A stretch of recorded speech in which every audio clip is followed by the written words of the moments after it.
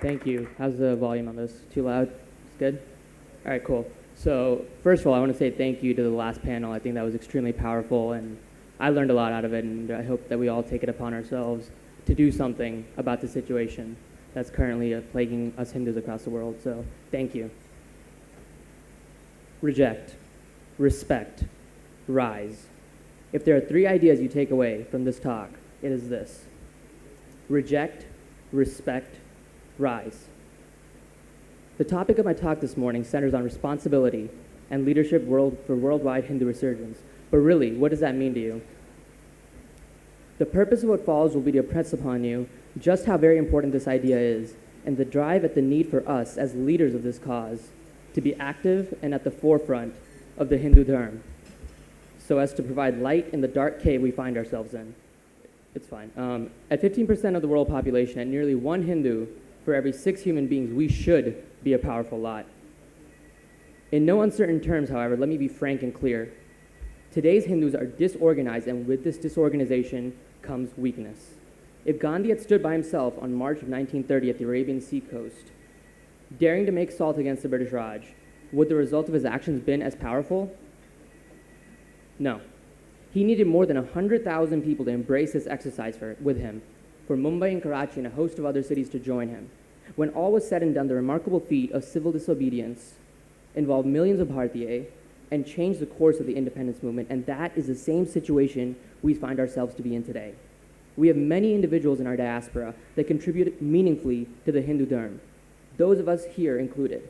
However, they stand alone by the sea, daring to pick up crystallized salt for themselves.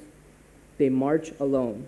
There's a lack of cohesiveness in our message and in our actions, most certainly in the United States. And while we certainly need leaders and pioneers to advocate for the Hindu Dharma, what I believe we need more is a community of Hindus to walk with those leaders, to be involved, and it is up to the youth, up to you and me, to garner this response. That is where these 3 simple words come in: reject, respect, rise. It is only the youth that can bring the Hindu Dharma from being perceived as an enigmatic, backwards and medieval religion to the clear, beautiful, and remarkable religion that it is. It is only in the present that we can create a future worthy of our rich history. Reject detractors, respect yourself, rise up.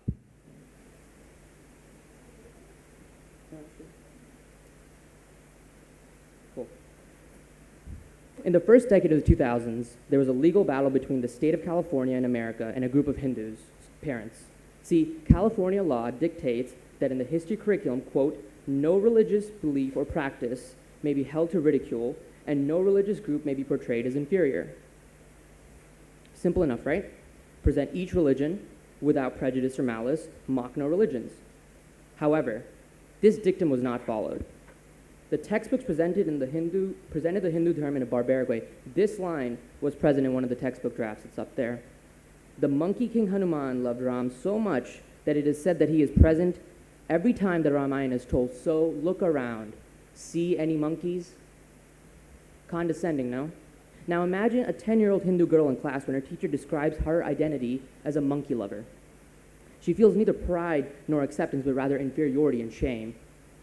These textbooks go on further to describe the untouchable caste as an integral part of the Hindu Dharma and sati as bride burning, wholly and completely misrepresenting the Hindu Dharma. Nowhere in their text is there mention of our Varna society as a way to organize and create duties for all so society would harmoniously function. Nowhere in the text is there mention of the several women who contributed to the Upanishads and how highly Hindus hold women. No, instead these textbooks take away from our history and instead aim to implant ideas of subservience and inadequacy. These are the detractors of the world. They come in many forms, but they are plentiful. From the restaurant owner who gives you a mean glance as you, wearing a kurta and a tikka after the Diwali celebration, sit down at his restaurant, to political candidates like David Williams of the state of Kentucky in the United States, using anti-Hindu sentiment to win an election. Mr. Williams, of his opponents, said that participating in a ground blessing ceremony for an American job-creating manufacturing plant, quote, doesn't appear to be in line with what a governor of the Commonwealth of Kentucky ought to be doing, unquote. As Hindu youth, when our religion is so routinely undermined, we are undermined. When I walk into an interview, I know that I'm being judged for my skill set and my work ethic, but I'm undoubtedly also being judged for being a Hindu and a Bharatiya. And that matters. We have to make Hindus see that. Mindy Kaling, famous TV personality from the Mindy Project, recently won the Glamour magazine Woman of the Year award. When asked about this award, she said this, quote, "It is so nice because people want to talk about my trappings, like me being Indian or things like that. So when I can get complimented for my work, it's so nice." Since when did being a Bharatiya or a Hindu become a trapping? This is the reality we live in. But this sad state of affairs isn't meant to bring us down. Rather, it is an opportunity for the youth to recognize that there is a problem with the way the Hindu Dharma is represented, to stand up for ourselves and our fundamental identities, and to refuse everyone who finds it necessary to bring us down. The detractors will continue to come at us until we reject their premises and negativity. Silence, much like what Kajal said yesterday, is no longer an option. And with the youth driving the charge, a fresh dose of energy and ideas will change the outcome of the worldview of the Hindu Dharma. But the only way we can reject detractors in any space of life is when we respect ourselves. So I ask you today to respect yourself. As the Hindu Dharma weakens, we in turn weaken. Our religion is our set of morals, the compass that guides our actions. It is what tells us not to seek revenge, to abstain from vice, to be pure in thought and in action. It is what tells me that I shouldn't indulge in desire, that I should respect my parents, that I should care about my community. The Hindu Dharma guides my every waking moment, whether I recognize it or not. And this idea becomes a catalyst for driving the resurgence that Hindus desperately need. When people regard the Hindu Dharma as backwards and uncouth, they undermine us, particularly the youth, in the same way. In order for us to create a future where our morals thrive, where our children grow proud of their heritage, where our way of being is respected, and where our respect for ourselves is intact, we must step together and express together. Respect your Hindu heritage and background. Respect the Pandavas who showed us in the Mahabharata that good can and does prevail. Respect your grandparents for the sacrifices they made to once again herald a new era of independent Bharat. Respect your parents for instilling within you the high command of the Hindu Dharma, but most of all, respect yourself for the person that you are, for holding the values that you do, for being a Hindu, the oldest of religions, a religion that has granted so many so much.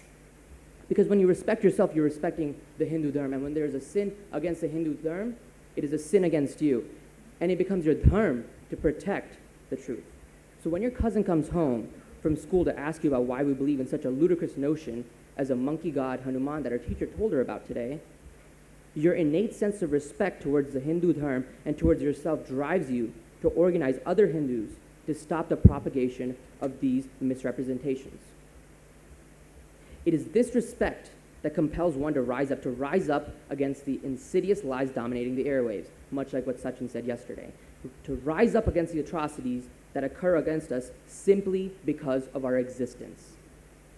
Rise up and do your part. Rise up to prevent forced conversion, forced death, forced humiliation. Organize your community to stand together and be strong. I cannot stress that one enough. Work with other like-minded individuals to pool not only resources, money, but also influence. Lead the charge to ensure that the Hindu Dharma is not maligned. Rise up, because the alternative, as we just saw, is very bleak at best. In the California textbook case, the Hindu group submitted 500 revisions, 80% of which were rejected, get this, by a vote of 9-0 with 2 abstentions by the California board. The Hindu groups, although vastly underfunded, another huge problem that we have, were able to air their grievances against the state of California in court, and they settled. Many of the necessary changes, like untouchability, remained unchanged. So, did the Hindu groups fail with their main goal? Perhaps. But they rejected their detractors because they respected themselves, their identities, their children's futures, and instead of doing nothing, they chose to rise up. And when they organized themselves, they did create change, garner attention, forced conversation. That case is now known as the California textbook controversy. if you care to look it up. Imagine if the entire community of Hindus had marched with them. What would the results have been then? Much like those parents, we are that group of activists, and we must rise today to awaken the masses to march with us. Our leadership has to be felt. There's no one else to do it. Your actions, from something as simple as joining your temple board to starting your own organization for Hindu resurgence, is essential. March along and dare the world to stop us. They won't stand a chance. Much like what the Dalai Lama said yesterday, we have far too much to offer. I humbly call upon this august assembly to do what is necessary, not only for the Hindu Dharma and for ourselves, but for our children and grandchildren. It's been an honor to speak here today. Thank you so much.